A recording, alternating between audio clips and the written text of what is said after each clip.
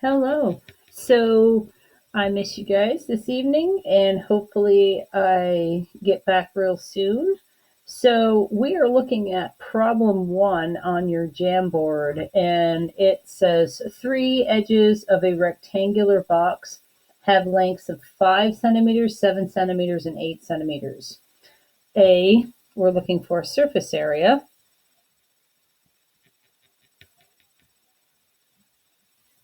of it, and B, looking for the volume of the box. All right. So, a couple different things that we can do with this one particular shape. So, a couple of formulas. We have volume equals the length times the width times the height. And surface area has a technical formula that's 2 length times widths plus 2 width times heights plus 2 length times heights. Okay. But there's easier things than just looking at this formula. It looks a little difficult, but really, length times width is nothing more than the bottom of this box. And we need two of them because when there's a bottom, there's also a top. The width and the height of this is the side. And when there's one side, there's the other side. That's why there's two of them. And then we have length and height, which is the front and the back of the box. So with surface area, that's our formula: volume, length times width times height. And that's kind of the two formulas we're going to be picking at. So basically, the first thing I'm going to do is I'm going to make a net of this. So a net is just taking this rectangular prism and just making it flat. So I'm just going to make my screen go here. And we have maybe the top, the back, the bottom, the front, and we'll throw the sides on here. Okay, so this is kind of like this shape all spread out. So we have length times width, which is 8 times 5. We have, so we can do like 8 times 5, 8 times 5. And then this one would be our 8 times 7 and our 8 times 7. And this is our 7 by 5 and our 7 by 5. Okay, that's another way of looking at this picture. Okay, so it's kind of like a game. It's like, what can 8 play with? So the 8 can play with the 5, the 8 can play with the 7, and the 7 can play with the 5. Hence 8, 5, 8, 7, 7, 5. Now, each of these, there's two of them. When there's a top, there's a bottom, and there's a side, where there's a front, there's a back. So we have to double these numbers when we get them. So we have 40, 56, and 35, and we need two of them. So when we do that, we have 80, 112, and 70. And our final answer comes from adding all of those up. So now I have to take 80 plus 112 plus 70, and I get my grand answer. Okay, now mind you, this is just the surface area of the actual shape. Okay, this isn't anything other than that. So we have 150 and 112. So that's 262. And these were centimeters, I believe, centimeters squared. So 80 and this, and we can go 80 and 70 is 150, 250, 262. For 262 is the surface area. Now, volume is very simple. We take the length times the width times the height. And at this, we have 8 times 5, which is 40, and 40 times 7, which is 280 centimeters cubed. Cubed, little 3. Big V, little 3. Three-dimensional shape.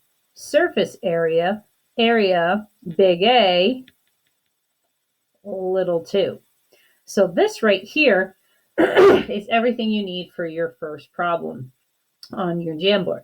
And a lot of you are keeping a very good library of your Jamboards by actually copying the stuff down that we do each night. And some of you are taking screenshots of what we do so that you can pay attention more to it. And then you take a picture of this and then you put it into your Jamboard, which I do appreciate. All right, so I'm going to pause this for a second, give you a chance to write stuff down, and you can pause it too, and I'll be right back. All right, so the next question, number 2 on the Jamboard, asks how many, I believe it was, how many edges does a rectangular box have? So we build a box, we go halfway down the shape, halfway out, then we go back up, and then we connect the vertices. Okay, so it wants to know how many edges does a box have? Okay, well, remember, when we use it, we can't recycle it again. Okay, so let's get another color going on here. So we have 1, 2, 3, 4, 5, 6, 7, 8, 9, 10, 11, 12. And that's all you really have to do is play around with the box to know how many edges it has. Now remember, you can't recycle those edges. Okay? All right. So that's 2 of our warm-up problems. Give you a second to copy that down. Okay, so now we're going to look at the second Jamboard. It says a rectangle painting has an area of 60 square inches and a perimeter of 48. I've placed a rectangular frame around the painting. The frame produces a 1-inch margin all the way around the painting. What's the perimeter of the outer? So we need perimeter of the outer. And the area of the frame. These are our 2 questions that we need to answer. All right, so knowing that question, we are told that the perimeter of the painting is 48. So here's our painting. The perimeter, hold on, let's focus a little bit more. There we go.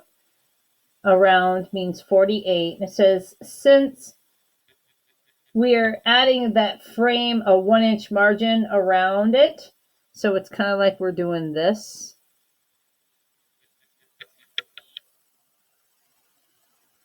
But, you know, not drawn to scale.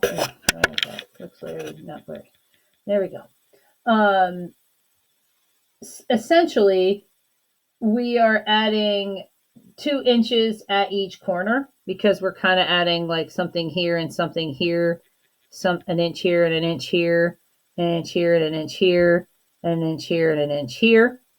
So initially for our perimeter, it used to be 48, but now we're adding 1, 2, 3, 4, 5, 6, 7, 8 more inches to that. So 56 inches is now our perimeter.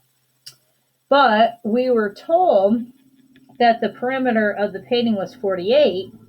So that means 2 lengths plus 2 widths equals 48. As we know, that's the formula. 2 of these and 2 of those add up the frame of this. As the area of the frame is the sum of the area of the regions at the top and the bottom of the painting, plus that 4 corners that we need. So truly, we have this, our first one, plus our 4 that we had, and then that in cents was 48 plus the 4 makes 52 inches squared. Because it's a 1 by 1, which is still 1, a 1 by 1, which is still 1, a 1 by 1, which is still 1, and a 1 by 1, which is still 1. And those 1s are 4 together, make your 52 inches squared. Okay, so that's that piece. And now what we're going to do that's a little bit different tonight is I'm going to let you guys work together in breakout rooms on your homework that I put on the other Jamboard as homework. So that's all for this video.